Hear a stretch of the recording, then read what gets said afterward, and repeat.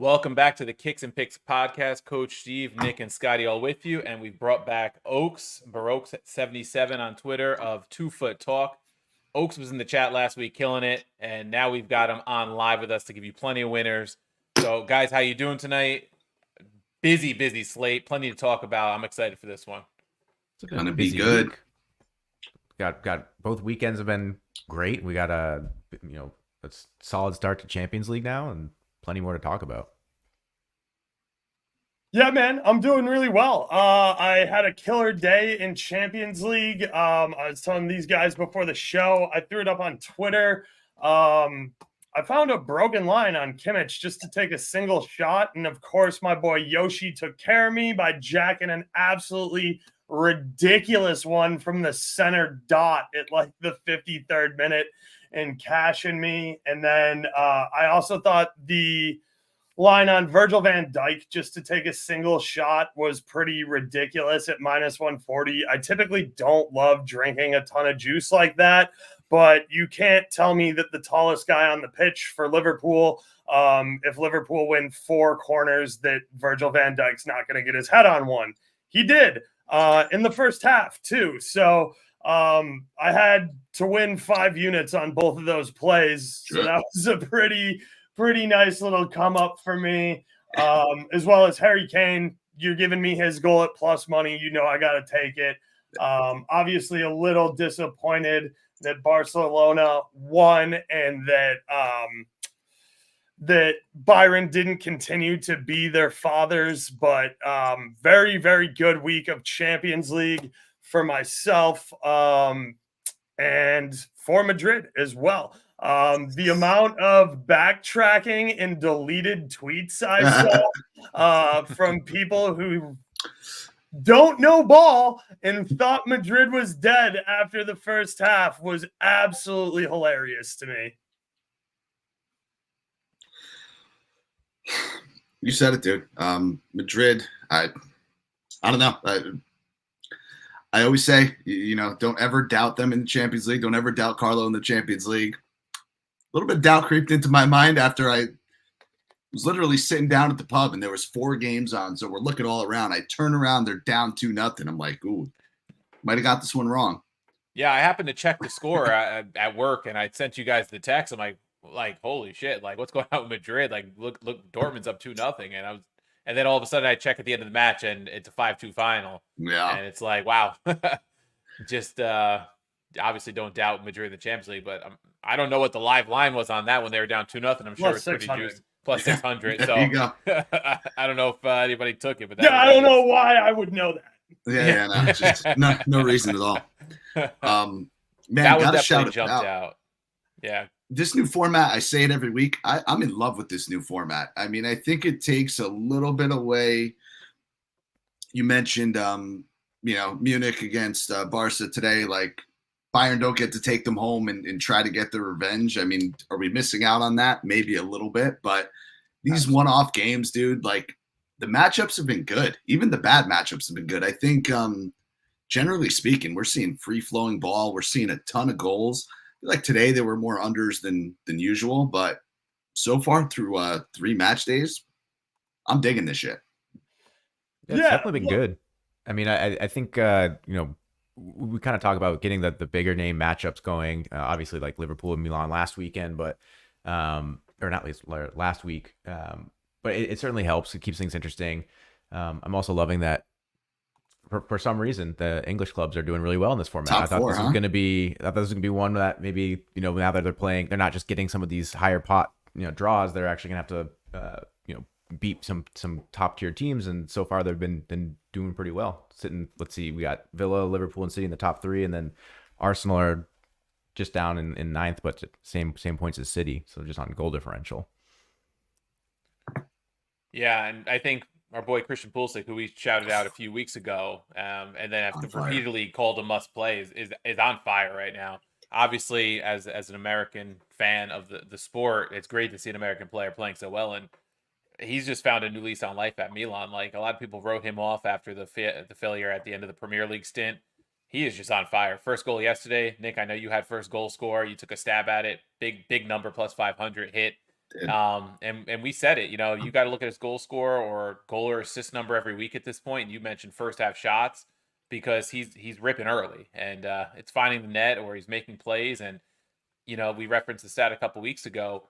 He is the second highest goal contributor in Serie A since the beginning of last season behind Lautaro Martinez goals and assists combined. I mean, that is impressive stuff.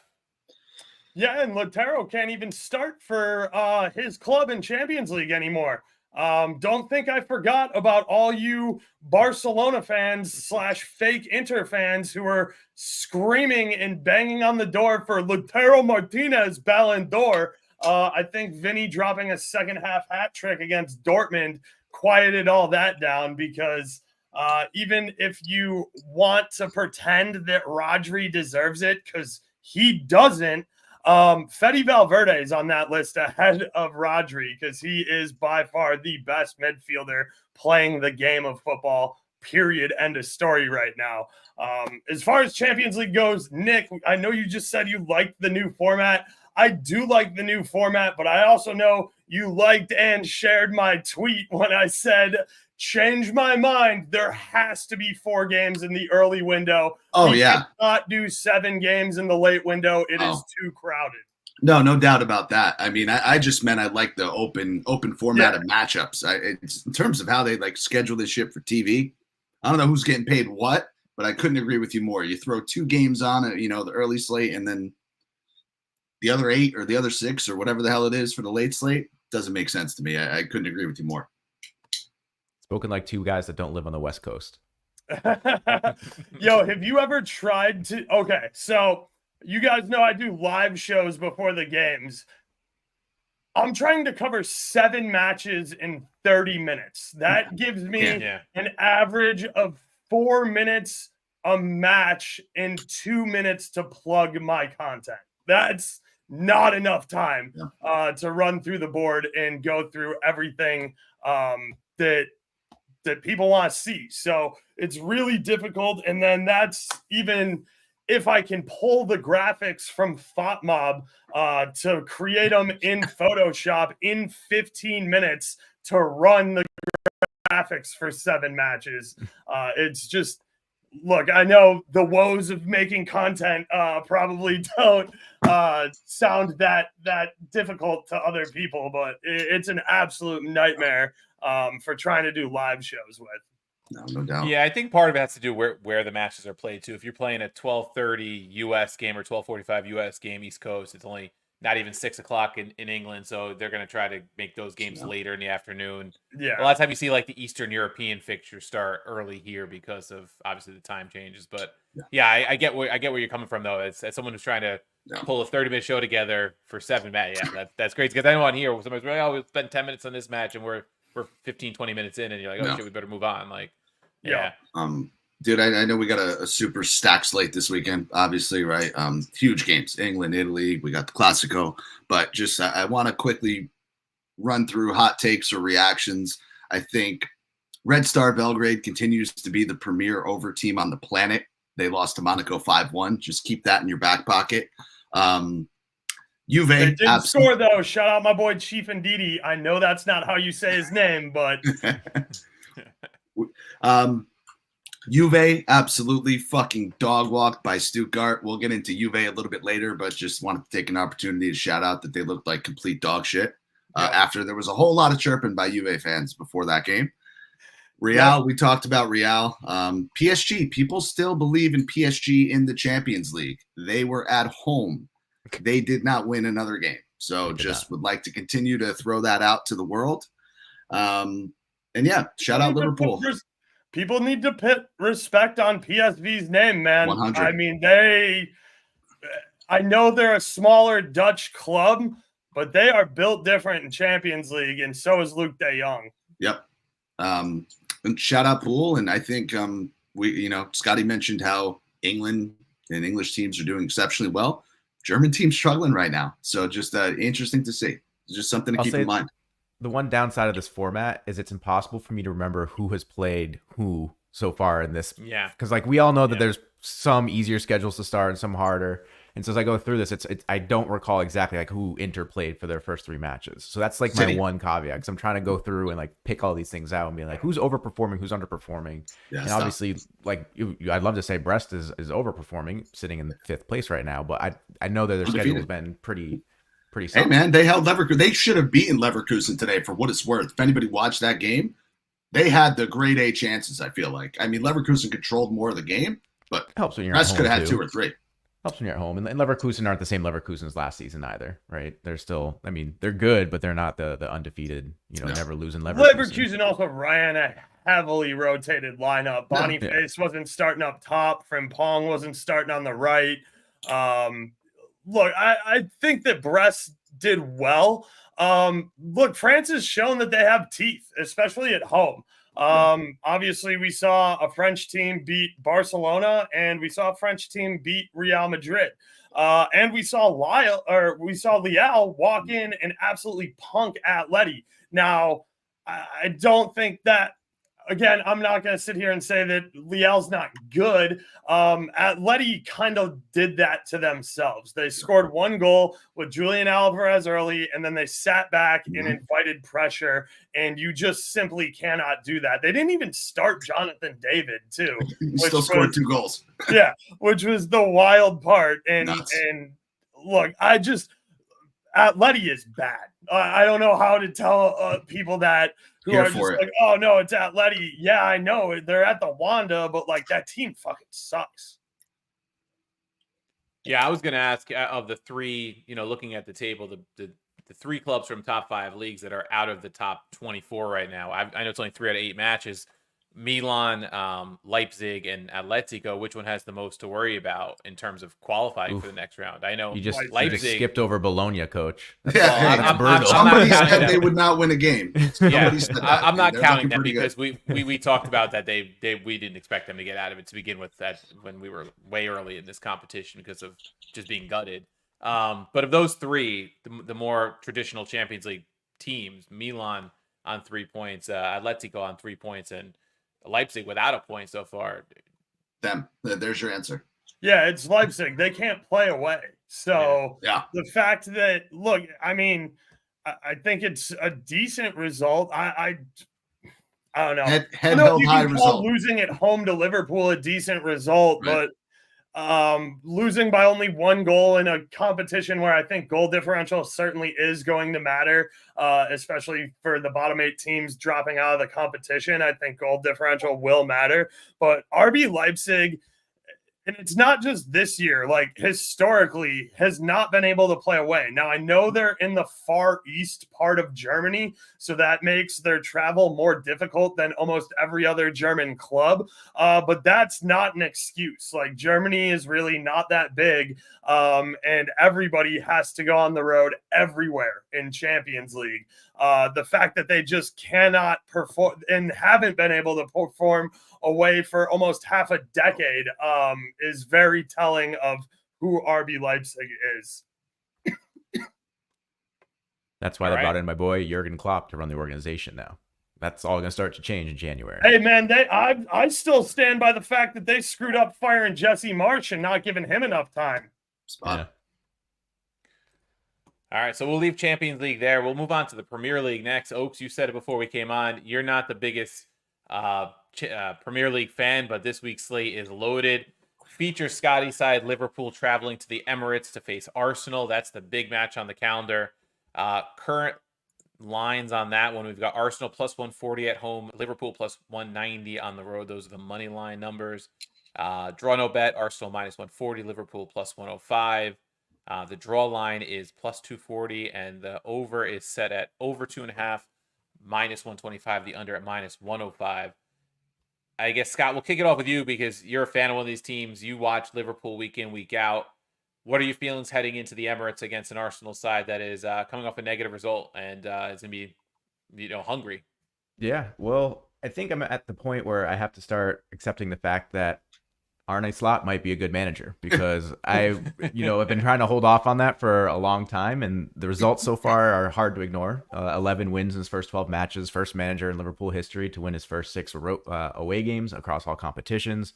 Like, he's absolutely crushing it right now. And he's really resolved the biggest issue that plagued him last year, which was they were conceding left and right, especially, conceding first.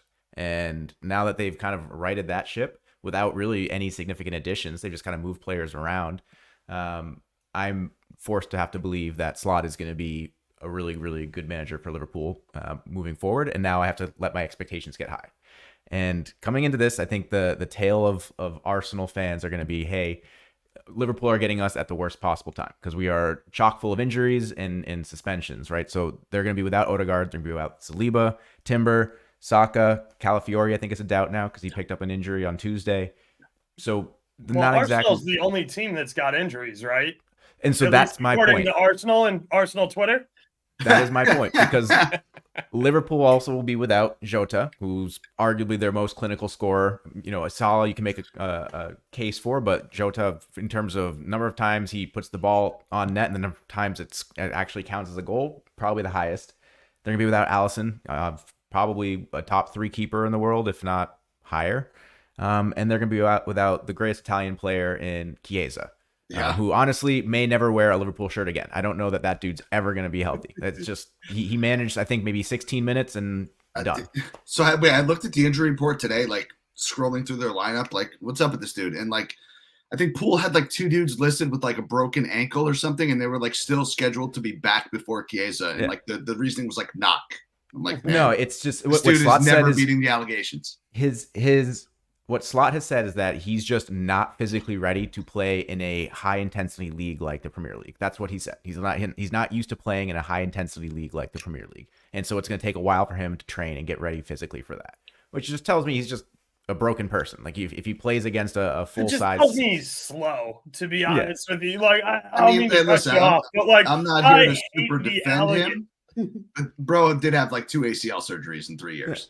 Well, then maybe you don't buy him then. I know it was like 10 million pounds, but that's what I'm saying. Like, I really hate the myth that the Premier League is a high intensity league. If you want a high intensity league, go to Spain. Like seriously, go watch Spanish football and watch those dudes absolutely flop around, diving all over the place, watch them picking up knocks left and right. I've never seen so many injuries in a single league before. It's like 10, 12 injuries a game in La Liga. It's crazy. Right. It's because the refs have no control of the game. They're corrupt. And you're going to see 8 to 12 yellow cards a game. And that's why every other league, every team's best midfielder is Spanish and comes from Spain.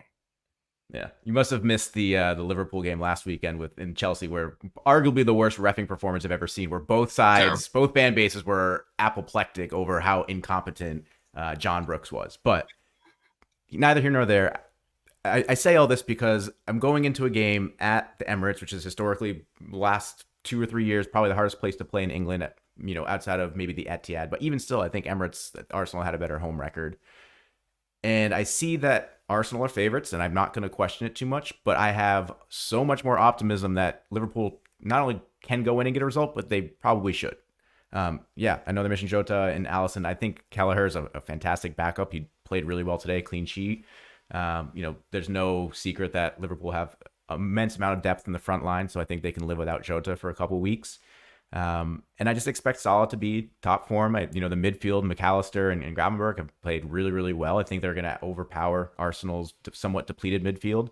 I think Arsenal are going to struggle to create without Saka or Odegaard, and Liverpool's defensive ability, I think, is going to be a complete game changer for them in this match. And I think this is probably a game that ends up maybe 2-0 Liverpool. I think that's really where, like, if I put everything aside, who is this, Scotty? That's what I'm saying. I have to believe in it now. Like Slot, I can't consistently be skeptical against Liverpool right now when 11 wins in 12 matches. Like, you can't argue. And the one loss, Nottingham Forest, who are actually playing better this year than I think many expected, and it was after an international break, which I said going into the Chelsea game is still a concern for Liverpool. They still don't play well after international breaks. They got away with it against Chelsea, but when they have a full week of, I guess not a full week of rest here because they had midweek, but when they have a full week to prepare, they're usually pretty consistently good. Yeah. Listen, I'll agree with you. I understand why the line is the way it is. I am absolutely salivating on getting Liverpool plus a quarter of a goal. It's in like the minus 135 range. I think that's a stupid, stupid number for the hottest team on the planet right now. Certainly in this league. So I like that. I'm definitely leaning towards the under because I just don't really think Arsenal are going to score. You mentioned all the injuries. They just haven't looked good. And Liverpool's defense has been outstanding. They've only given up like 4 goals across all competitions all year. So really got to give them credit there. Those are my initial thoughts. Oaks, I know you have a lot to say on this one. I'm going to let you go. I'll come back with a better 2 when you're done. Yeah, I mean, listen, I texted Nick before the show and I said this is one of the rare times that I could be on where me and Scotty are going to agree on a lot of stuff. Because I'm not the biggest Liverpool fan, but I certainly don't hate them. I do really strongly dislike Arsenal fans. I don't so much dislike the team. I think I like a lot of the players and some of the individuals on there. It's just I absolutely cannot stand Arsenal fans and Arsenal Twitter. Look, there no William Saliba, and I don't care how much Arsenal fans want to cry on Twitter. That red card was not only fully deserved, it had to be given.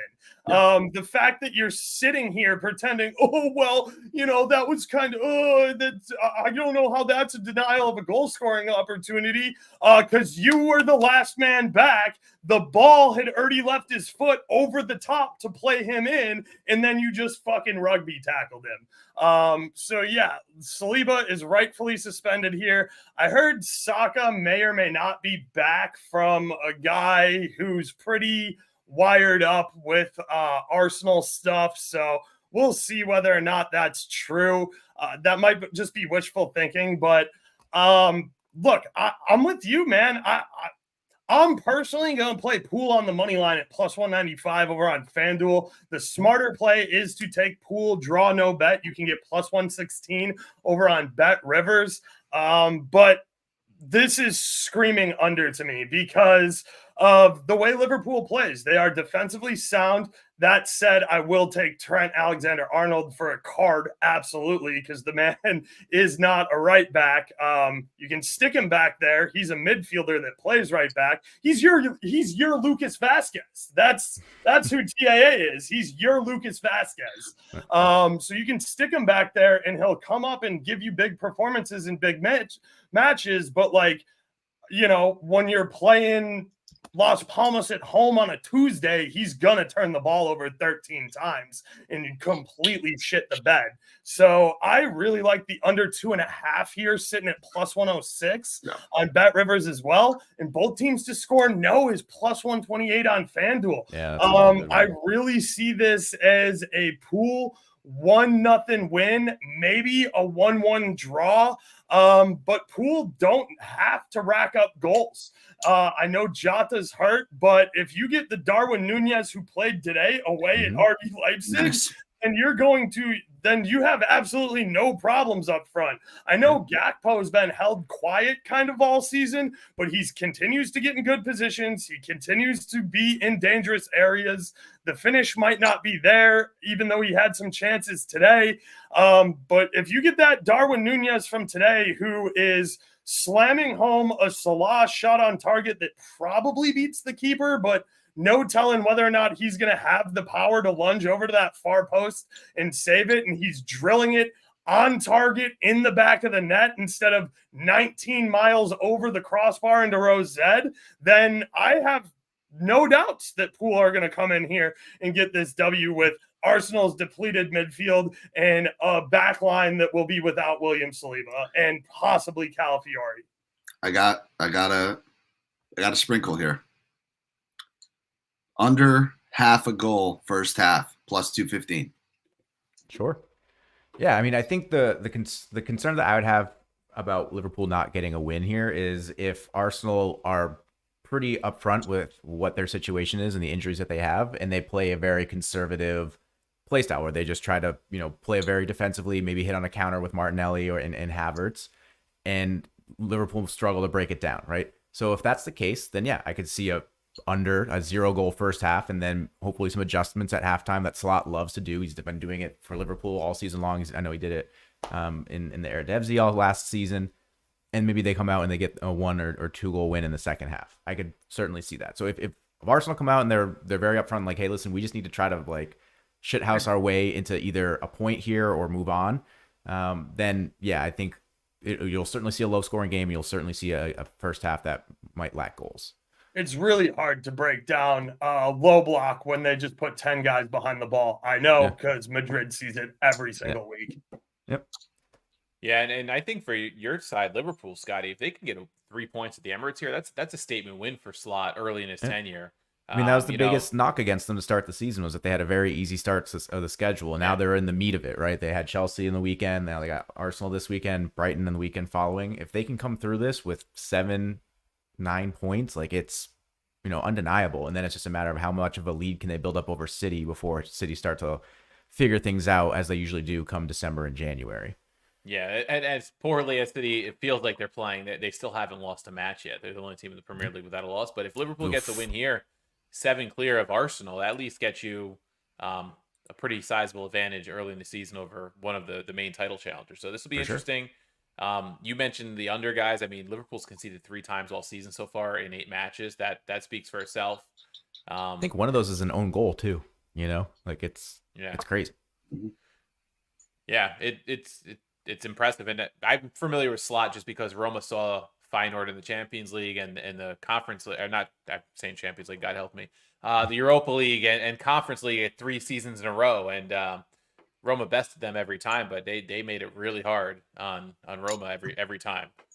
Shout out Feyenoord going into Portugal and getting a dub today. Yeah. Even though VAR 3 goals chalked up. 3 I know. VAR, up. dude, my boy was on the over 3 for that game and almost had a heart attack, dude. He was Googling high bridges in his area to jump off of around the 70th minute because there were 5 goals in that game and VAR took 3 of them away. Fact. Yeah, so this should be a good one. Like we said, we'll see how Arsenal approach with those injuries, and we'll see if they can, in turn, break down the Liverpool side. It's been so tough to break down. I agree, though. I think Liverpool, Oaks, draw no bet is probably the safe play, the smart play. But I could certainly see why you would take a shot at Liverpool at plus 190, Nick, because... And again, I'll go back to basic things I say every single week that people are probably sick of hearing. Like, you get someone's offering you Liverpool at plus 190. The form that they're in, the season they're having so far, just fucking take it. Don't worry about it. If you lose a unit, you lose a unit. But that's worth taking all day long. To get almost 2 units out of if they come through, yeah. All day long. Especially if you're a City fan. Yeah.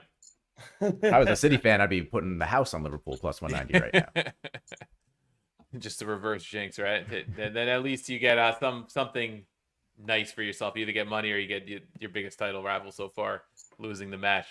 All right, let's go around the rest of the Premier League. I know there's plenty of matchups there you guys want to talk about, so I'll just run through the other 9 matches, and then you guys can shout out which match you want to talk about, what you like in it, whatever you want to do. We have Leicester hosting Forest, City hosting Southampton. I know somebody. Wait, hold on. You can pause there. I know somebody on this podcast is very big on Leicester. Oh, is it me? Because I won a bunch of money on Leicester over the weekend on that draw no bet plus 150 that they pulled out of their ass. Shout out Jamie Vardy from the spot because I also had Vardy anytime goal. Yeah, dude. Leicester at home here. I like this game, and I really like the numbers on this game. For a Premier League tilt, Scotty said it earlier. Nottingham Forest is playing good ball, and one of the reasons they're playing good ball is because they went out and bought Big Chris Wood, and Big Chris Wood's not the sexiest striker in the world, but he is a guy who is never injured. He is there for 90 minutes every single match. He is huge in the box and in the air and knows how to go up and put his head on a ball and slam it in the back of the net. He kept Newcastle from getting relegated. He kept Forest from getting relegated. He kept Burnley from getting relegated. This man is a journeyman, excellent Premier League striker who has finally found a long-term home at Nottingham where he doesn't have to try and pull people out of a relegation battle every single year, and it's working out well for him. That said, I like Ndidi, and I also like there's a lot of guys on Leicester I like who have like a big combination of consonant, vowel, consonant, vowel, consonant, vowel in their last name that I can't pronounce. But yeah, Leicester at home here. I really like both teams to score, sitting at -130 over on Caesars Sportsbook. I think over 2.5 is definitely in play here at +100 over on DraftKings. And you're giving me big Chris Wood to get a goal at +230 on Bet Rivers, and the next best price is +195 on FanDuel. Like, even at +195, which, you know, I know Nick is stuck in Florida with only Hard Rock, but look, if you give me like +180 or better on big Chris Wood to go into Leicester, whose defense is pretty porous and will probably give up a goal to a Nottingham Forest team playing good ball, I'm going to take big Chris Wood at anything +180 or better. And the fact that I can get him all the way up around +230 seems pretty nice. So I think there's goals in this one. I like the both teams to score, and I like the over 2.5. Yeah, that was my thought. I'm glad you put it all together, but I like the over in this one. Yeah, this match, I think the play screams Leicester plus a quarter of a goal. Forest have been good, but they've been kings of the draw. You know, they've 3 wins, 4 draws, 1 loss. So that's where they're getting a lot of their success, is they're drawing these close matches. And in a game that I think coming into this, you know, season, we probably would have penciled this as a potential, you know, relegation battle. I think a draw here suits Leicester pretty favorably, even at home. So I like Leicester plus a quarter of a goal here, honestly. I think that's the best line. Yeah. I'm with you. Dogs at home, too. Leicester's dogs at home. So that's always. I got another one soon. Just you wait. Yeah. So. Just you wait. Go ahead, Coach. All right. So next is City, Southampton. Obviously, City, huge favorites. I don't think there's much to talk about there. Villa hosting Bournemouth. Brighton hosting. I got to talk about this one. Okay. This is a trap game, guys. Trust me. It better this be. Is a trap game. It screams trap game. I know Villa was able to rest and rotate for UCL, and they had a Tuesday match, which is a little more advantageous. But Bournemouth are coming off an unexpected win versus Arsenal. Letdown game, this one. Yeah, this away side couldn't be flying any higher. This home side, you know, Villa, this will be their 3rd match in 7 days. And Villa, look, I love Unai Emery. I'm a huge Villa supporter. You know, I love my Spanish coaches as well. I like goals, but I can't pick a winner here. Both teams to score sitting at -160, a little too juicy for me. Over 2.5 sitting at -150, a little too juicy for me. But if you parlay them together, I think that could be a play. I just don't want to get involved with the side here. I know Villa's sitting at -110 on the money line, but I'm not there yet on Villa. I think they have both of their eyes on the Champions League. They got that win over Byron. They got that win this week on Tuesday, which was a hard-fought win, and I thought Duran played really, really well at striker, and I made a nice chunk of change on McGinn to hit a shot on target at +150, and I know they ran rotation, but they're not going to be able to rotate guys like Tillemans and like their midfield that is just getting a lot of minutes on their legs. I still have yet to hear any Tyrone Mings news either, because when he comes back at center back, that does give Villa a lot more depth. And I personally want to continue betting him for bookings because he's a hack. Man, the only thing I'm going to say in Villa's defense is I told everybody last week that was the trap game, and they fucking ran over Fulham. So I have to give them a little bit of credit. They've cashed for us a ton of times. Before that, though, what about the home draw and the away draw against winnable sides? So I will be passing on this game, but I'm just saying Villa they seem to exceed my expectations with their results. So credit to them. Yeah. If I was getting a plus number on Villa at home, I would take it. I'm not going to lay juice to take Villa at home. I don't mind taking Villa at -110 here. Similar to Nick's logic, where I think this is just a really good number for a team that's been pretty consistent. I know books typically aren't reactionary, but I think Bournemouth beating Arsenal last weekend, albeit an Arsenal team that was down to 10 men for a better part of an hour, and they didn't even get a goal until like the late into the second half. I think they're getting a little bit too much credit for that. I don't know that that's a true, top win over a top 3 club. I didn't have them having 3 wins in 8 games. I'll give them that too. So I don't know. I don't know how I can pass up Villa at home at -110 against a Bournemouth team that's probably going to finish in the bottom 8 of the table. Yeah, I see the attraction at the -110. I know we took them a couple weeks ago and they burned us. I forget who was against them, but United. Oh, it was the United match, right? Yeah. Yeah. But yeah, -110 is a pretty solid number. It is tempting. I'd be weirdly You more think they nervous keep if it a was clean plus sheet? money, to be honest with you. If it was like +110, I'd be like, the books know something. This Yeah. number stinks. So then I Do they would keep- almost have to steer clear. Does Villa keep a clean sheet here? No, Bournemouth scores every game. Yeah. See?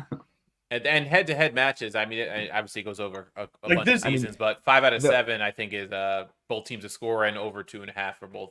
Over pretty 2.5 is frequent in hit this in 5 matchup. of Villa's last 6 games. So I think there's Yeah. going to be goals in this, no matter what. I think Villa is better suited to get 2 or 3 goals in this Multiple one goals. than Bournemouth is, for sure. All right, Brighton Wolves is the next one on the schedule. Brentford Ipswich, Everton Fulham. I like Brentford and Ipswich a lot. Brentford cannot stop scoring goals in the first half. Yes, it did take until stoppage time in that Man U game to cash me that ticket at +130 last week. But Brentford versus Ipswich, Brentford team total over 1.5, sitting at -135 here over on Caesars. I know that's a pretty decent amount of juice to drink, but come on. Brentford not scoring 2 at home. The Bees are absolutely buzzing. Brentford to score a goal in the first half, again, sitting at -145 on Caesars. I know that's some juice to drink, but I don't hate that as a dance partner. Brentford scored a goal in the first half of like every game of the last 5 games. And you're giving me Embuemo to score a goal at +155. We know that Brentford love running a set play off of the opening kickoff.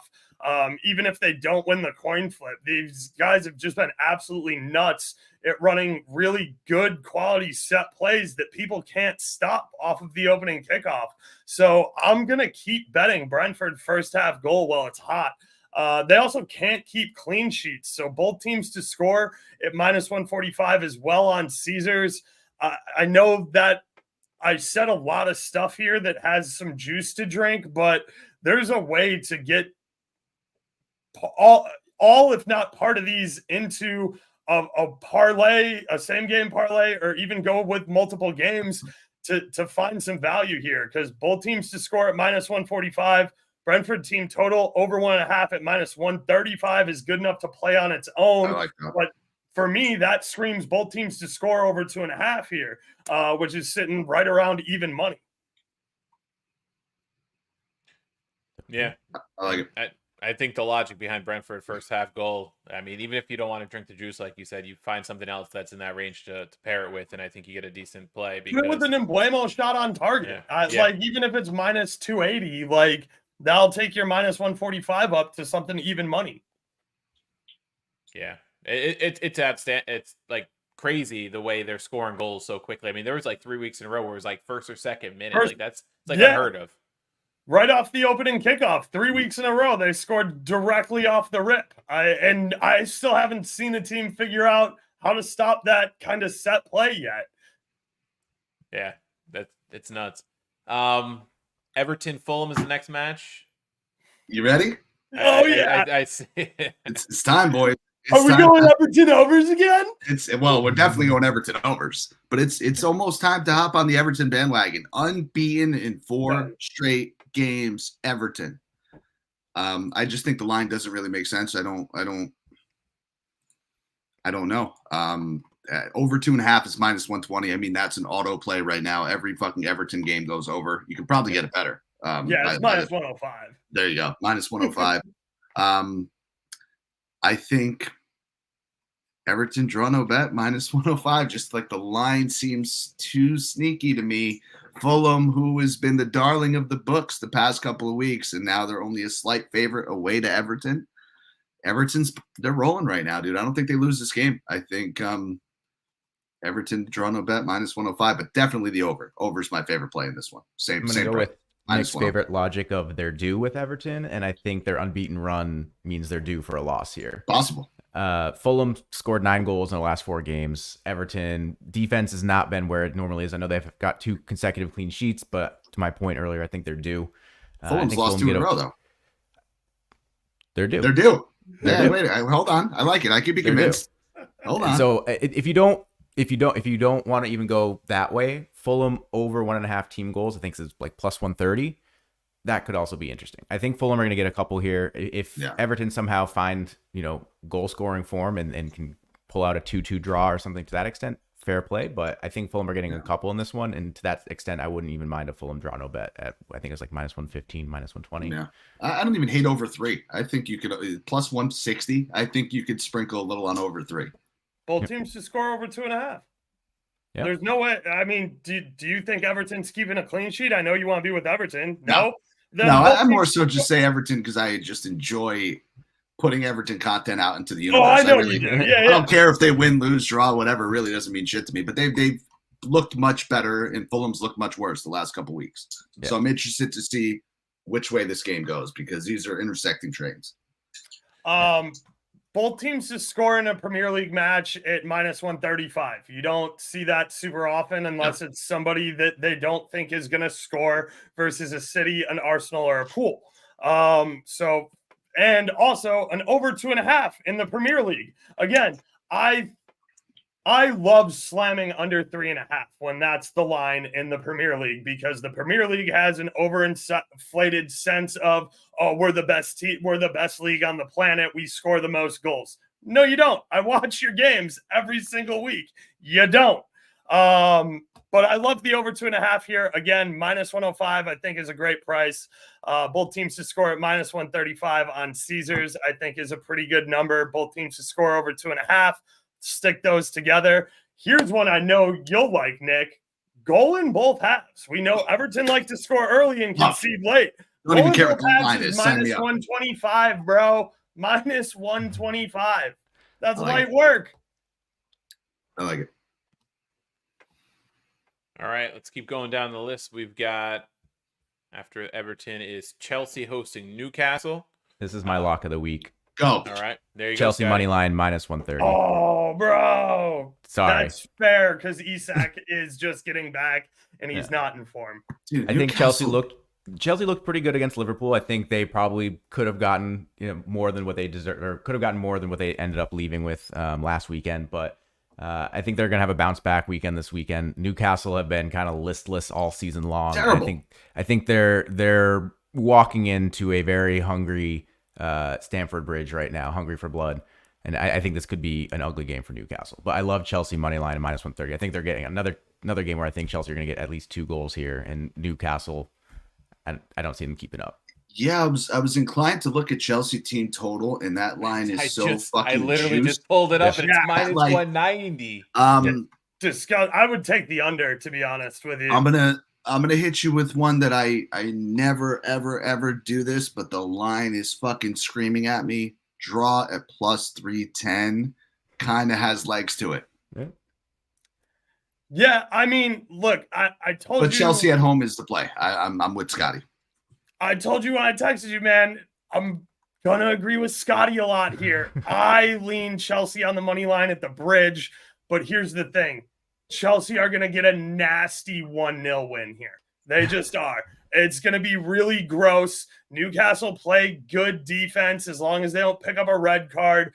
Isak's not in form.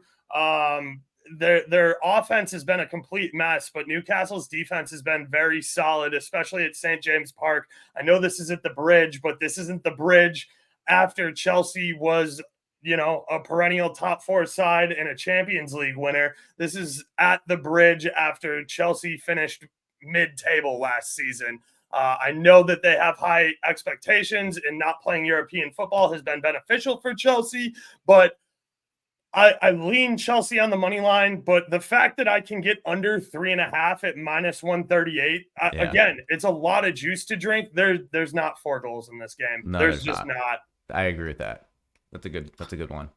The lines Newcastle are not matches out yet. haven't had many goals. Just reading off the last 4 for them, it was a 1-0 loss to Brighton, 0-0 with Everton, 1-0 win against Wimbledon in the League Cup, and then they had that 1-1 draw against City at home. So like the goals aren't there in those matches. And like you said, Isak's just coming back. I know Chelsea's conceded. And Newcastle is sound defensively. Like that's the thing is these guys know that they can't score goals right now, and they're locking it down defensively. Yeah, they're in a spot where you almost have to play for a 1-0 with the way they're playing offensively, right? So that then takes away, and being the road side, you're going to want to concede even less probably. So I think it does play into under 3.5, but I think Chelsea at home, to Scotty's logic, I think -130 is a solid number on a team at home against a Newcastle side which has struggled. But I also see Nick's logic with the draw there, where maybe a sprinkle on the draw line. I think he said it was +3 something. 310, yeah. 310 gets Chelsea attracted. could always give up a penalty kick. Like that's the big kind of nightmare for me. I'm trying to dig in cards in this one. The card market's not out yet for players, but over 5.5 cards at -110 is kind of talking to me. My problem is the refs aren't out for these games yet. Yeah, I know. Sandro Tonali, when the line comes out, to get a card, because he's the only one in the trifecta of Paqueta and Fajoli not to get a card last week. So he's due to get a card.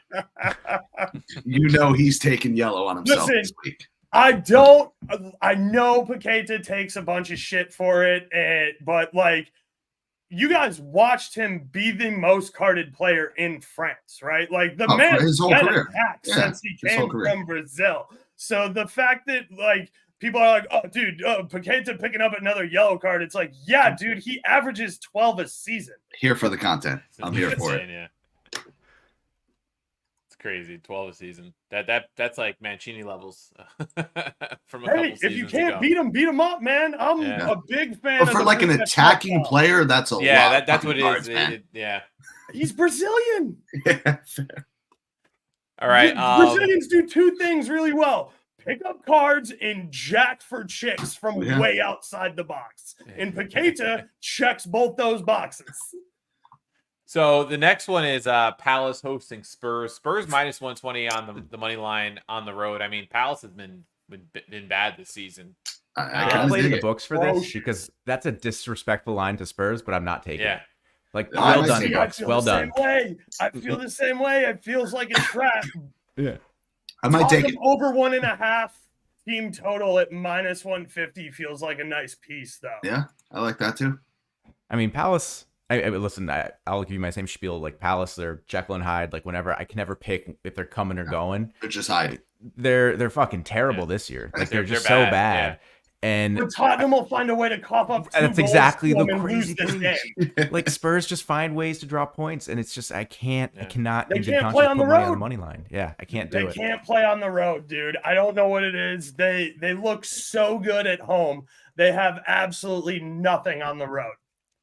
Yeah, and they do play AZ Alkmaar tomorrow on Thursday, so they do have some. Tottenham is not built for European football. Yeah.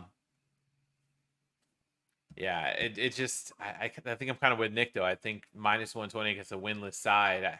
That's the only thing. That's feels really so the only easy. thing. It feels so easy. Yeah, it feels so easy. I wish the team total was a little bit better number because I feel like they're going to score goals. They do score.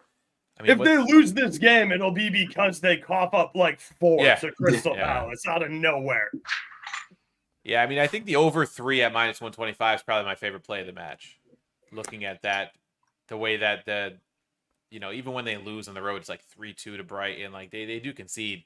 I wouldn't be shocked if Palace get at least 1 here, and it takes 2 from Spurs to get the win. So I think that's one I would keep an eye on. But yeah, Palace is just, you mentioned it, Scotty. Like they're kind of Jekyll and Hyde every year. This year, they're like Nick said, they're just Hyde. Like there's nothing going on for them. I don't know if they've just sold off enough players through the years that now they have not enough left. But they're in danger of relegation. I think it's serious for them right now. There's 4 winless teams right now. Yeah. That's fucking wild. You think they could go Zaha back? Right. Yeah. Yeah, I mean, Wolves. Who expected Wolves to be 0-1-7 through 8? I don't think we expected that either.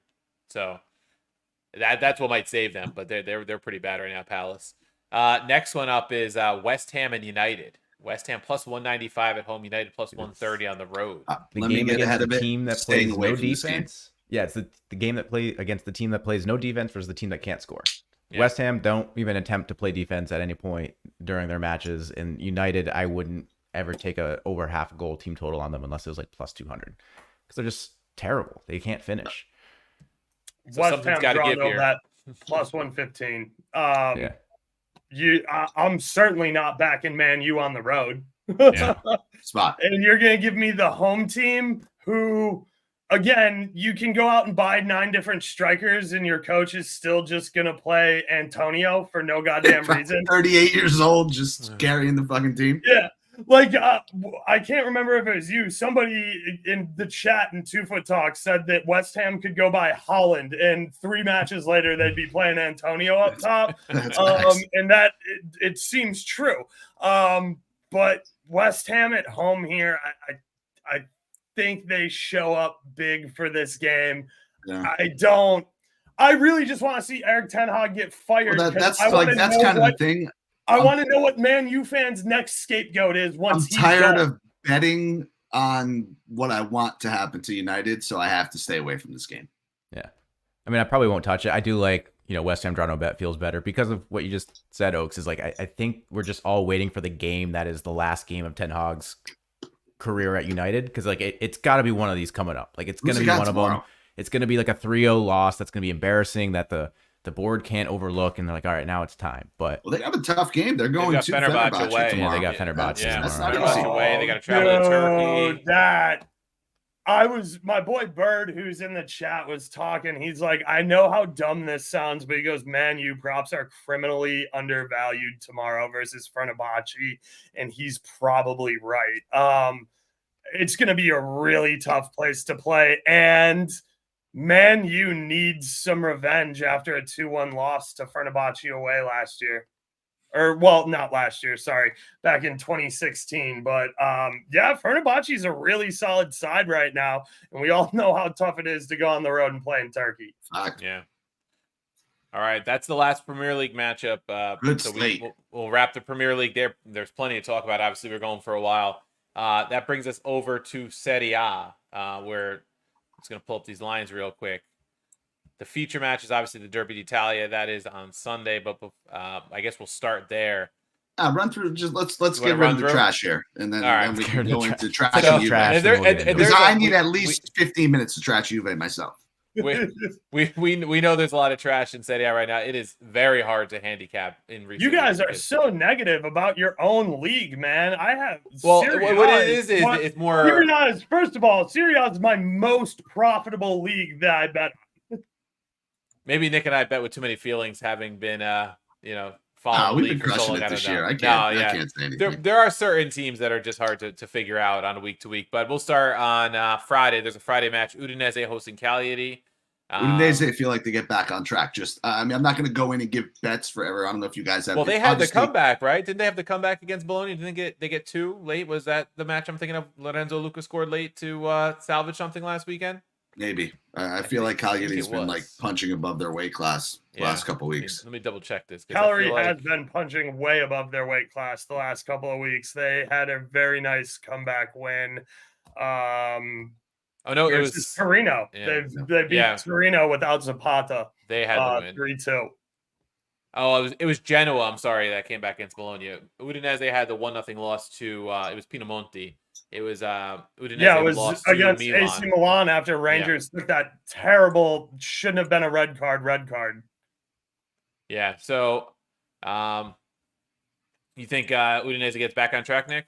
Yeah. Listen, I'm not advocating for a bet one way or the other, but plus 110 at home, Cagliari is not very good. I think it's a strong lean.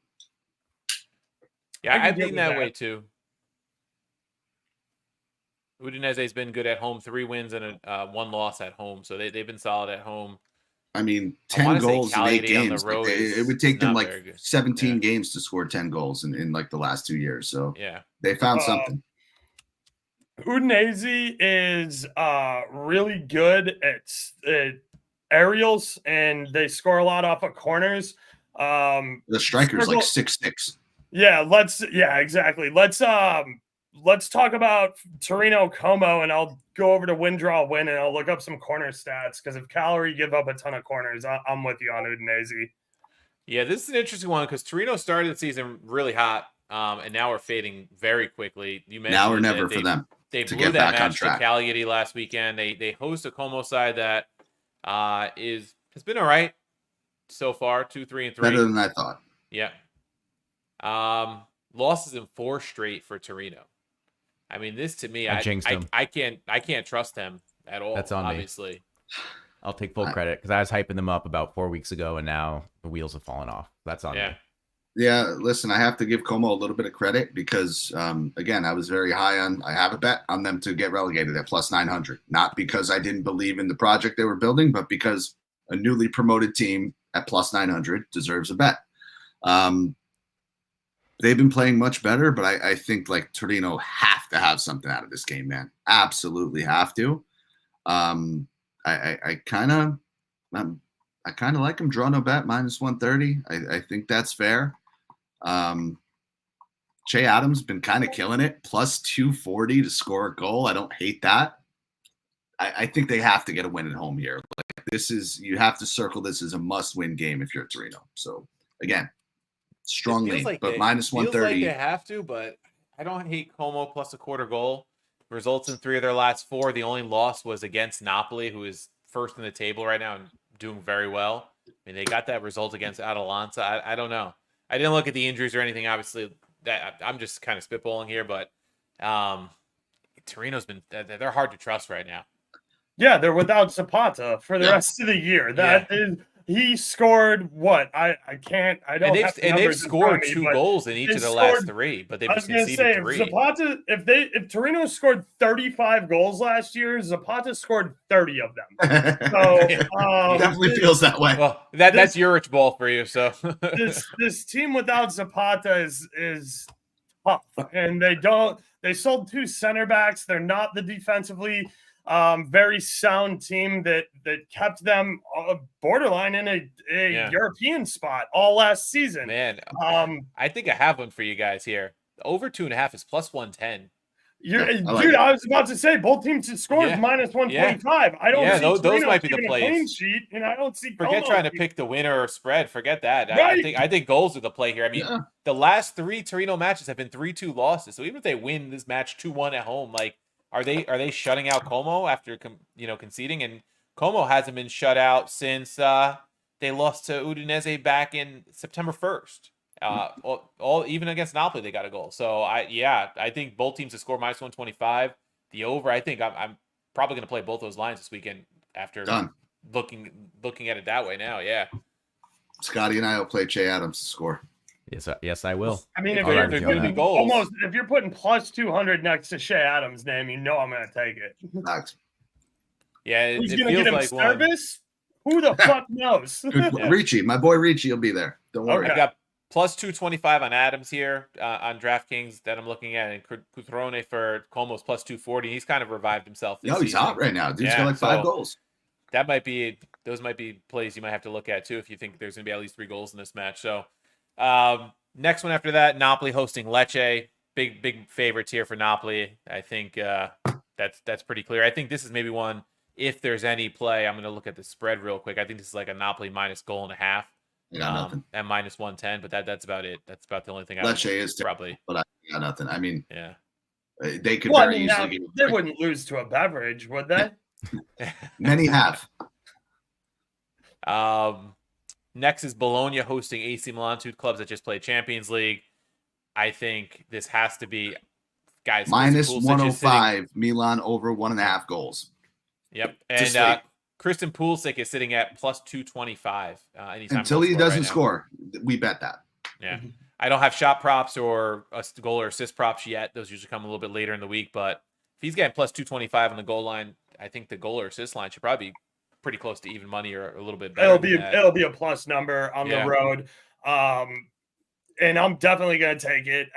Look, Rangers is suspended, obviously, on that red, but Ruben Loftus-Cheek should be able to slot in fine. And I don't care how much you're paying Leao or how much you might need to play him so that you can try and sell him high.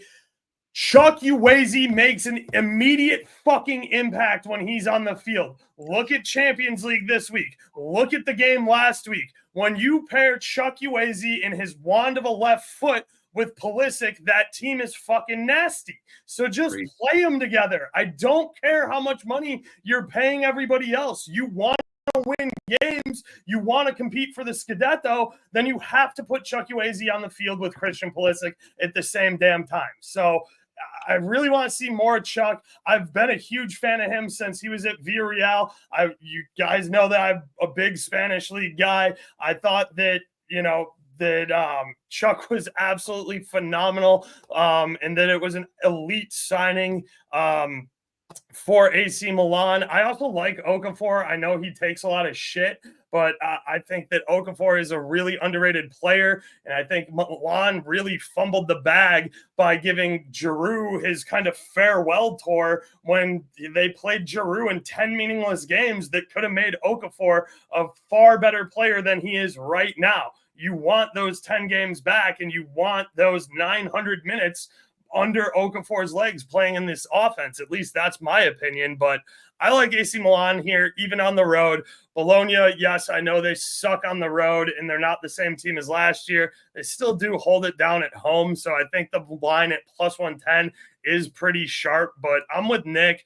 The team total over 1.5 for AC Milan at minus 105 is a great number. I think the over 2.5 in the game is a really good number, especially if you think Bologna get one at home. And that's sitting at minus 126 on FanDuel. Again, I know the Premier League likes to brag and set their lines at 3.5. Serie A's got a lot of goals in it. It is not the Serie A of the 90s where every game is 1-0.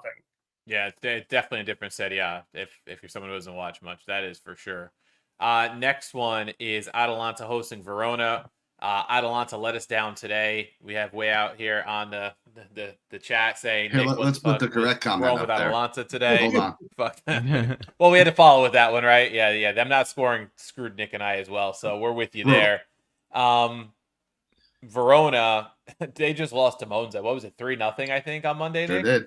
Yeah. So embarrassing. I don't know if there's anything going to be playable in this on the Atalanta side, but I expect Atalanta to be hungry. They better fucking bounce back after that performance today. That's all I know. So I think Hellas at home is the right time.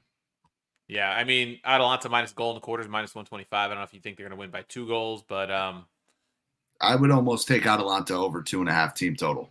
yeah, I was looking at that too. I could see them going off on this team. Almost. No, maybe I will. Yeah.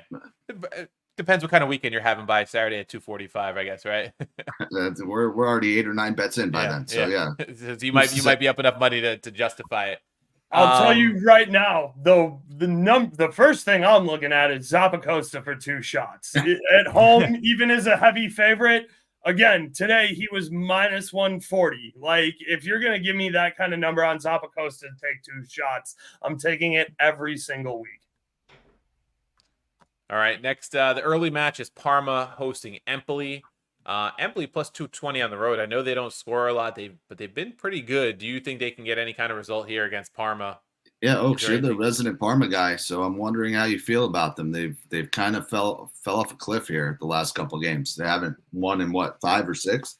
This is going to be a low-key fantastic match, but there's a 0% chance I drag my ass out of bed at 6:30 in the morning to fucking 7:30 now, Oak. 7:30. That Europe's got the time change. They got the time change. Yeah. Yeah, but for me to handicap this game, I ain't getting up at no 6:30 in the fucking morning.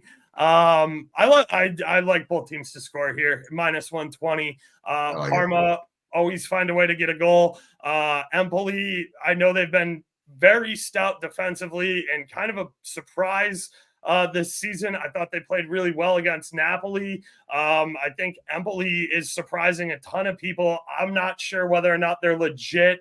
Parma desperately need to find something at home here. I really think that both teams to score sitting at minus 120 is a solid number. I'm going to bet it. I'm not going to sleep all the way through it, but I'll sleep till halftime. All right. Nick's club, Lazio hosting Genoa. Anything in that one? No, I got to see what they do tomorrow, quite honestly. Right. That's really going to shape my view of this game. Who's Lazio have tomorrow? Twente. Oh, okay. And then it's the aforementioned Monza hosting Venezia. This feels like a relegation 6-pointer here. Over, just whatever it is. Yeah. Just give me 3 goals. Gianluca Busio, shots on target. Yeah, there you go. He's been in good form. 2 starts for the U.S. men's national team over the international break, too, under coach. I've been high on Gianluca Busio since he went over to Venezia from Sporting Kansas City. Dude's absolutely nasty. Yeah, it's good to see him getting looks with the U.S. men's national team, too. I think he deserves. He's played very well to open the season. The big one on Sunday is Inter Fiorentina Roma. Oh, sorry. Well, yeah, but why don't we just get that one out of the way? I was going sequentially based on the calendar, but let's just get this shit show out of the way. Fiorentina Roma's the last match of the weekend. Who's Roma got this week? Who's Roma got tomorrow, Coach? Dynamo Kiev, I believe, at home. Wow. Ooh, that's a tough. I feel like they've been kind of shitty.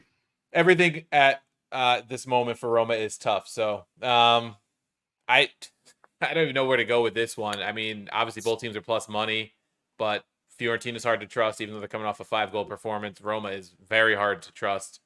I'd leave it to any of you if you have any opinion on this. I don't have a play. Normally, I'd be like, "Oh, Roma plus 175. Give me the draw, no bet." At Well, we officially broke Coach Scotty. Yeah, Roma has done it.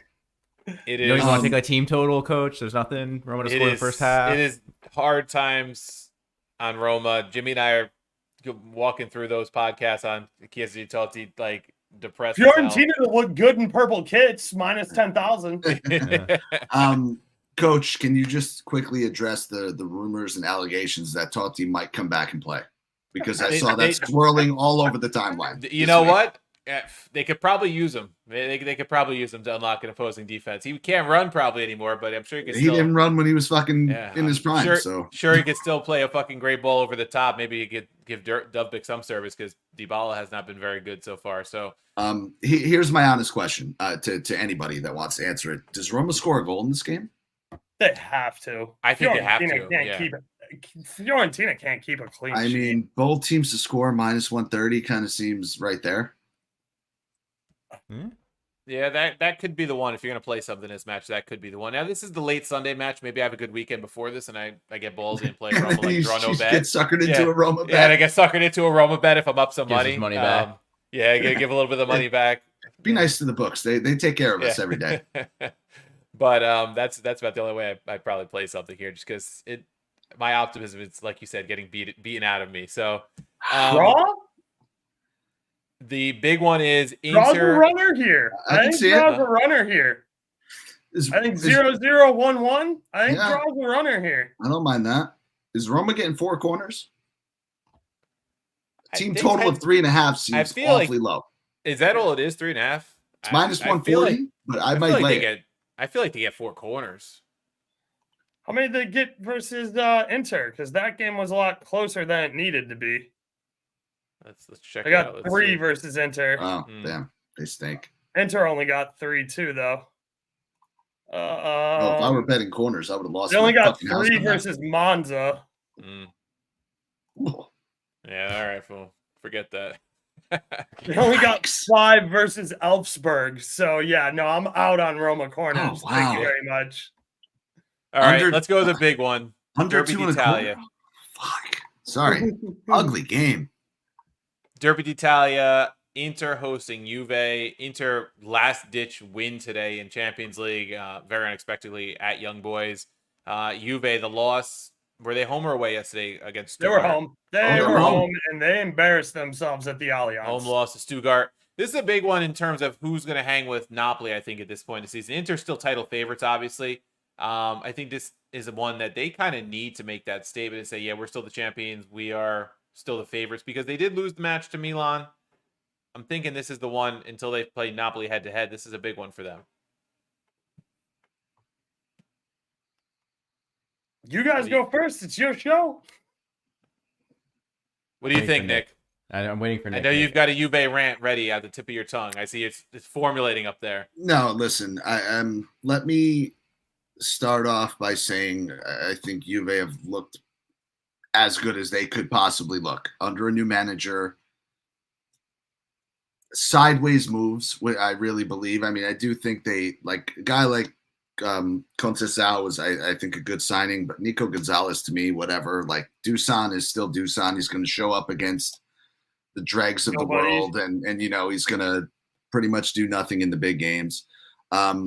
I think they've looked good, right? We talked about Liverpool under a new manager not giving up much. Juve really have given up, I think, 3 goals in 2 competitions. So yeah, one in Serie A, and this is a league that said is a lot of scoring lately, right? So that in itself is impressive. I will give them credit for that, but they look absolutely listless on offense. They have a rotating squad of 5-6 midfielders that just have no cohesion because nobody starts game in and game out. Everybody looks like they're deferring to somebody else. Maybe you should start Weston McKennie, who's your assist leader for the fucking season last year. I don't know. Maybe you shouldn't jag him around and offer him a lowball contract and then not start him. Yeah, I don't disagree. He's pretty much a constant for them. They just, they're not scoring. I mean, Stuttgart ran circles around them in this game. It could have been 3, 4, 5, nothing. Like 7. Juve had one shot, and I don't even think it was on target. So, like, they had nothing going on. So, I don't know if you're looking ahead. I know some fans were underestimating Stuttgart, which I think we all know. We talk about them pretty much every week. That's a silly thing to do because Stuttgart is the real deal. Really tough for me to find a reason to back Juve in this one, man. Yeah, Inter at home. It was like Stuttgart getting railed by Bayern on the weekend that maybe Juve didn't take it seriously enough, or maybe people overlooked Stuttgart. But like you said, like good side. Did Stuttgart not keep that goalless in the first half versus Bayern? Did they keep it goalless? I just saw the final. I think it was 4-0. I didn't look at they kept it goalless in the first half versus Bayern. I mean, look, you played Bayern at the Allianz, right? Yeah. You kept him off the score sheet in the first half, which nobody in Germany has been able to do. I think that was my only loser I gave out on the show in the comments last week. So I hate to cut you off, Nick. I know you were building up for a rant. I think if you put a gun to my head and said you have to put your entire life savings on a single bet this weekend, it's got to be the under 2.5 here. And even at the juice at -150, like I would dump every penny I own onto the under 2.5 here because Inter can't score for shit and Juve can't score for shit. And somebody might come away with this game at 1-0, and I lean Inter, but I'm certainly not laying -130 to do it. If I'm laying -130 to get Inter on the money line, I'll fucking take the under 2.5 in a heartbeat at -150 for 20 cents more on the dollar. Yeah, and I think that's kind of like when you were talking, it wasn't quite a rant. It was a good monologue, but you didn't quite get fired up enough. No, you know what? Rant status. It's tough to really rant against a team that is this bad, hasn't lost a game in the league yet. Right. That's kind of where I was going with. I think the pick for me is Juve plus half a goal is plus 120. And in a game where it's probably gonna be ugly, we're not gonna see a lot of goals. Both teams to score no. Oaks is minus 130. Why not take the team that's probably going to, they thrive in these games and drawing these big matches? Like, why would you not take them double chance at plus money? Because it's Milan at the San Siro. Oh, if Milan's going to score 2 goals? I don't think so. They might score 1, but I'll take Juve to either keep a clean sheet or get a goal to match Milan. I rather cash a -150 than sweat 90 minutes on a push. Double chance isn't a push, though. I'm not talking draw no bet. So you can get Juve on a double chance at what price? Juve plus half a goal is plus 110. Man, do you think it stays goalless? You think it's a 0-0? I think that's just as likely of Juve keeping a clean sheet as it is them scoring and matching Milan. I think the Milan winning this is probably going to be a 1-0 win. So I'll take plus 110 for any result other than a 1-0 Milan win. Inter. We keep saying Milan. Inter. Yeah, Or sorry. Inter. Sorry. We don't want to offend any Yeah. Inter fans there. They're gonna get very upset. Here, Coach. I'm gonna give you two Sorry, I bets. was talking about the better team who resides at the San Siro. If you want to get if you like Inter, and you just want to get silly and build this on whatever sportsbook you have, I'm looking at DraftKings. Not the best. Inter win under 4.5 goals. You can cut off 40 cents of juice. It's even money if you're so inclined to take Inter. Yeah, I mean, Inter, there's no way you're getting 5 goals, so. Right, well, I would think not. Inter win and under 3.5 goals plus 125. I was gonna say, if you're going with an under, I would definitely go to at least under 3.5. So I'm trying to give out options, but I think if you're an Inter backer, Inter at home are the side that should win. I do. But I do think it's gonna be low scoring. Have these points too. Yeah, they need it. What they dropped early in the season, like Yep. they want to win the Scudetto, they want to defend the Scudetto. They absolutely have to have 3 points here. Because if you lose this match to Juve at home, all of a sudden you're in 3rd place, right? Mm-hmm. Napoli's probably almost guaranteed 3 points again this weekend. You're behind Juve, who's, maybe that gets them going a little bit in the league. I mean, I'd say it gets them going. They're undefeated in the league, but, less draws, more wins. It puts Inter in a tough spot. After not playing, or at least not scoring much today against Young Boys, taking to stoppage time to get a win. To be fair, they let Arnaud take a penalty kick, which they absolutely shouldn't have done. That's why you went out and bought Taremi. What a fucking bump. Yeah. Oh, no Cal Halungu, too. Like, that is a pretty big piece in the midfield. Augusto got hurt. A couple guys got hurt today. But I will say that despite the injuries, Inter is a far deeper team than Juve is. Juve still can't figure out who to put in their starting 11. They're trying to work Luis Diaz in there. With Weston McKennie, they're not clicking whatsoever on offense. Yes, they can defend like their hair's on fire. But to that point, again, I'm going to agree with Scotty here. The both teams to score minus 134 is screaming at me. You guys want to hear something funny? Arnautovic is shorter odds to score a goal than Vlahovic. Yeah, I mean, the goal score odds are always... No, Scott. That's telling you a story about Vlahovic. Do not ruin the narrative with your facts. Well, to be fair, Inter are not a relegation or Serie B side. That's true. What? Okay, so let me throw one out here for you, real quick, just because it is kind of a nice way to work around some limitations. And it's on DraftKings, so I got to look it up really quickly. But both teams to score over 2.5, no, on DraftKings doesn't limit you to both teams scoring, you lose, or it going like it has to be both of them for it to cash. Like, so both teams can score and it can be a 1-1 draw and you still win that bet.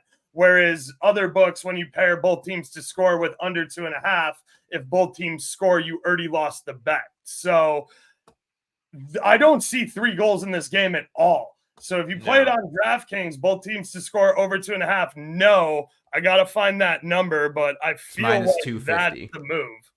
Minus 250. Minus 250? Are you fucking serious? Jesus. Dead serious. Minus 250. That you want to parlay that with something? Terrible. No, I'll take the under 2.5 at minus 150. Coach, we did a lot of talking, Coach. What do you got? What are your thoughts? I was going to say, if it feels like a 0-0, 1-0, 1-1 type match, I don't see like a 2-1.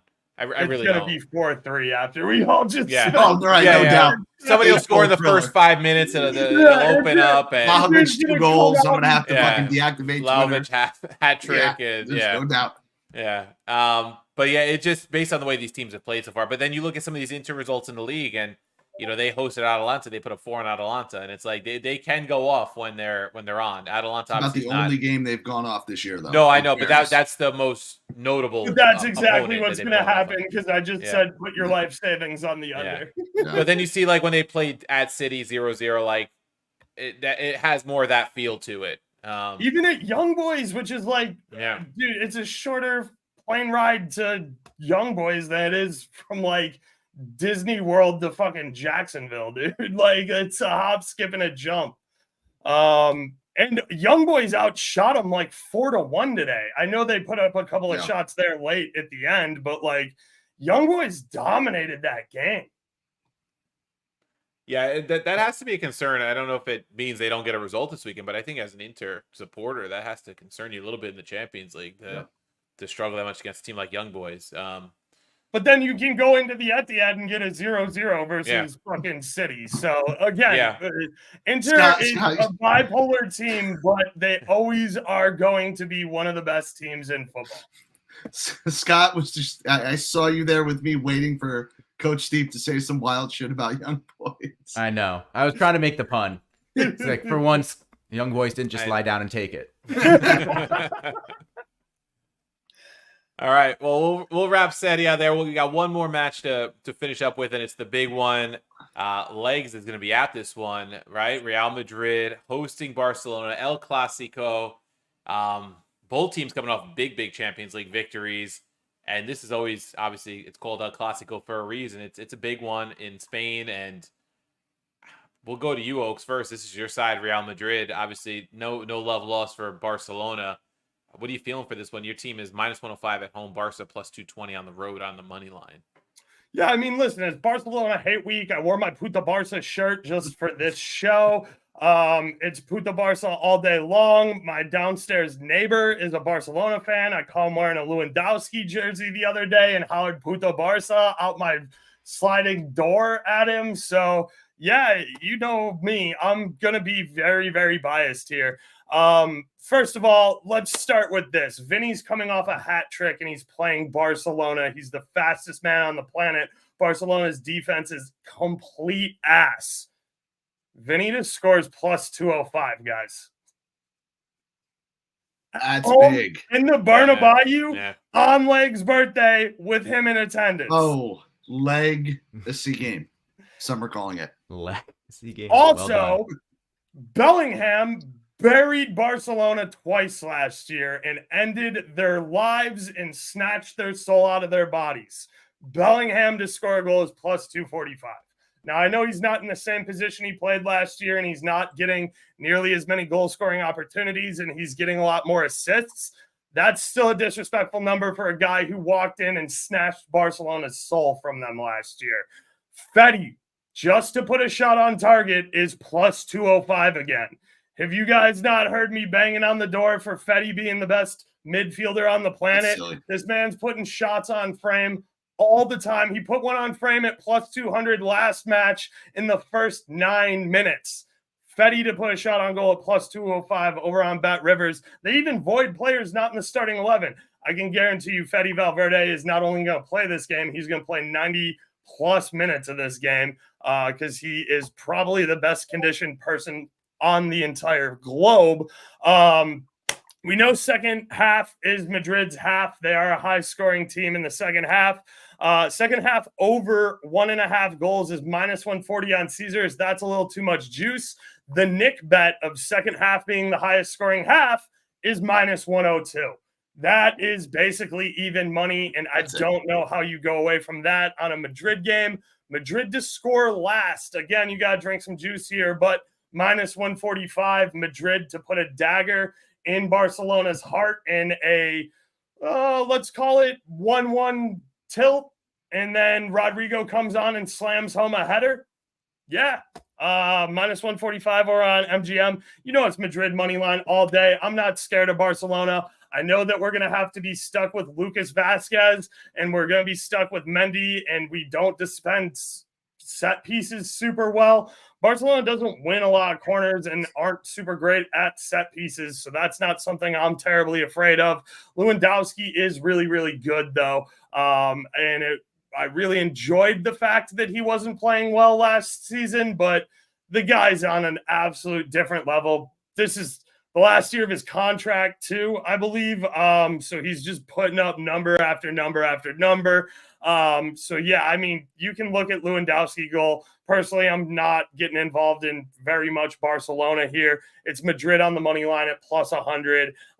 Both teams to score over 2.5. Madrid money line and both teams to score. We're not losing this game at the Bernabeu. We're just not. We look at the amount of momentum we're coming off of. And I don't care how good the wings are for Barcelona. We're Real Madrid and nobody's better than us, period. So, Nick, I know you're going to have a measured take on this. So before you go, I will try to play the devil's advocate here, because I think if you look at the matchup, logic dictates exactly what Oak said. It should be a Real Madrid win every way come Sunday. Madrid have won, the last 4 El Clasicos in a row. The only thing that concerns me about this match is the vibes, because Barcelona going in and exercising the demons against Bayern midweek in Champions League starts to look pretty good. Gavi coming back from his long injury, made a sub appearance I think today for Barcelona. Vibes are looking pretty good for Barcelona, and so the only way to kind of complete that chapter or really get the vibes into full max gear would be to pull off a win at the Bernabeu this weekend. That's the only thing. Logic dictates it should be Real Madrid. The vibes going Barcelona's way the last 5 days might be the only concerning piece of it. They do have big vibes right now. I have to agree with that. I think they've not, I mean, I don't want to say quietly, because I feel like they were scoring 4 goals a game the first, 5 or 6 games of the year. They're crushing right now, right? First place. This would be a statement win, right? If we talked about Liverpool and Arsenal in that scenario, this is kind of that same thing. I think Lewandowski is absolutely on fire. If I'm not mistaken, he has double digits already in the league. So you have to look at him too. I will give you my favorite bet in this game without even knowing the odds, because I do not see them currently. So one of you guys will have to back me up and find it. Will a penalty kick be awarded? Yes. Give me that. There's a penalty in this game somewhere. I don't care what the ref is. I don't care what the number is. Give me that. Let me root for a penalty. That line's not out yet, because before we wrap the show, I do want to talk about the big derby in France, Marseille versus PSG, because that's the first thing I looked for in that match as well, was a red card to be awarded and a penalty kick to be awarded. Unfortunately, that market does not come out until they announce the ref. I think La Liga did announce the ref for the Madrid game, and I was already pissed off about it. But yeah, there's probably a penalty kick here. Keep an eye on that. Plus 240, I would imagine, would be like the very, very low end of it. But if it's anything better than that, man, all day. Sir, we way out here. I am a White Sox fan. Get the fuck out of here with I'm probably a fucking Yankees fan. I'm a fan of the worst team in fucking history. You can see as Coach Steve's got his Yankee hat. As I wear my yeah, you can see the fucking pennant back here on the wall, dickhead. Thanks, Coach. Way to represent. By the way, we way out here is actually Coach Steve. That's him. That's the burner. Coach, what do you like in this one? In the El Clasico? Nick, please address him by his full name, which is Coach Worldwide. I'd have to lean Madrid at home. I think when you get the home atmosphere and you get them at use your brain. Pretty much even money, I think you gotta lean Madrid. I think there'll be goals too. The question I always have for everybody who goes, "Oh, dude, but they're in great form." Have they played Madrid yet? So is Madrid, in case you're keeping. Has Madrid played Madrid? In case you haven't seen, so's Madrid. Yeah. It should be a fucking awesome game. I mean, I hope it's going to be the game of the weekend. It's going to be the best. It's the best game of the week. It's the highest TV ratings of anything on television everywhere on the entire planet. It's exactly what soccer is supposed to be. And both of these teams are really, really good, and they're really, really hot heading into this match. It's everything you want out of soccer. It's appointment television. I've been invited to. My buddy had his kid's first birthday party, and he's like, "Yo, dude, I would really like if you came to my son's first birthday party." I'm like, "Are you out of your fucking mind? It's El Clasico, dude." Not a chance. Listen, one thing I got a request from the two of you. We got you on, Oaks, Coach Worldwide. Scotty said it. We need one German bet from each of you. It's Frankfurt draw no bet plus 100. Taking on Union. Yep, at Union Berlin. Give me Frankfurt draw no bet. Frankfurt's playing insanely good ball right now over in Germany. Yeah, I don't know. You put me on the spot here. I didn't even really look at the Bundesliga. We had so much in the other Stuttgart, leagues. dude. Stuttgart again, going to Leverkusen. Oh no, that's next week. Fuck No, me. no, Yeah. no. They're shit hosting mixed and up. they're -500. Oh man, I was so ready to fucking slam them. Yeah, I mean, if Dortmund hadn't blown a 2-goal lead at -15, Dortmund I'd minus play 110. I like them. it. That might be one to look at. I literally put, when I was doing my research for this, I put my notes in my Discord because I always do on Wednesdays so people can start getting a little early look ahead at the board. I wrote 5 times to remind myself, do not trust Dortmund away, do not trust Dortmund away, do not trust Dortmund away, do not trust Dortmund away. Yeah. -110 looks like a really good number, but again, trap, do not right? trust Dortmund away. Yeah, I didn't do enough research on Germany this weekend, so I'm going to go with I don't Oaks. trust I'll just take whatever he takes. No, nothing else jumped out of me. Yeah. I do want look, I don't watch a lot of France, but I do want to talk really quickly before we get out here because it's been an hour and a half, and I'm sure I've talked to you guys' ear off enough. Marseille versus PSG. Red card to be awarded, penalty kick to be awarded. Both teams to score over 2.5, sitting at -145 feels pretty good because there's no way Marseille get clean sheeted at home. The fans to riot and be total fucking scumbags -100,000. Good parlay piece. Yeah, really good. Yeah, the game is gonna get interrupted. Like, we know that. Right? The Marseille fans are gonna throw bottles on the field. There's gonna be laser pointers. They might even throw fucking car batteries on the field. All right, hold on. Now you got me talking about France. Why are Lille +200 away to Lens? Why? Because Lille used all of their mojo to skull fuck Atleti at home in the Wanda. Okay. There's no good reason. I mean, look, I like Lille. You guys know I'm a huge Jonathan David guy. I got a lot of love for a bunch of guys on that Canadian men's national team squad that I thought was a little disappointing in Copa and the last World Cup. But yeah, that is a line that makes me curious, but I have no idea what Lens is anymore after the thing that I know the most about Lens is dog shit in the Europa League. Yeah, I mentioned Lens, and Arsenal fans tend to shut the fuck up around me. Hold on, man. Over 2.5 in and Lens Liao. No, in Monaco Nice. I kind of like. Oh, I love that. Yeah, -130. Yep, both of those teams score like crazy and play very little defense. Man, what a fucking weekend. We're gonna need like 10 screens. Be hectic. Fuck. It's gonna be fun. Again, that's how I know that I gotta check myself and watch myself tomorrow and this weekend. I'm coming off of a red hot weekend that rolled right into a scorching hot Champions League window. So when you have a 5-day high like that, I don't want to just go spraying the board on a Wednesday night and then wake up on Sunday like, shit, I dropped 8 units. That was terrible. All right, so I guess we'll leave it there. Oaks, thanks for joining us as always. Let everybody know where they can find you and find all those winners you're giving out. Yeah. I mean, follow me on Twitter at Burrows77, on Instagram as well. I got a Discord. I put that's all in my Twitter bio and stuff like that. I do free shows on YouTube all the time. I go live before matches. Nick joins me on occasions. You guys are welcome to as well if you ever feel like it and you have some free time. But yeah, I know it doesn't always work out, especially on Champions League days. But yeah, I'm live on YouTube all the time. I'll be live this weekend covering some matches. I probably should have looked at that schedule, but I had so much to do at Champions League that I haven't worked my way around to the weekend live schedule yet. I will be joining I Love Plus Money, Andrew, tomorrow on his podcast as well, that I know Nick has been on a couple of times. I used to work with Plus Money a while back. So yeah, looking forward to catching up with him and going over a little bit of some of the same stuff. But yeah, you can check me out there.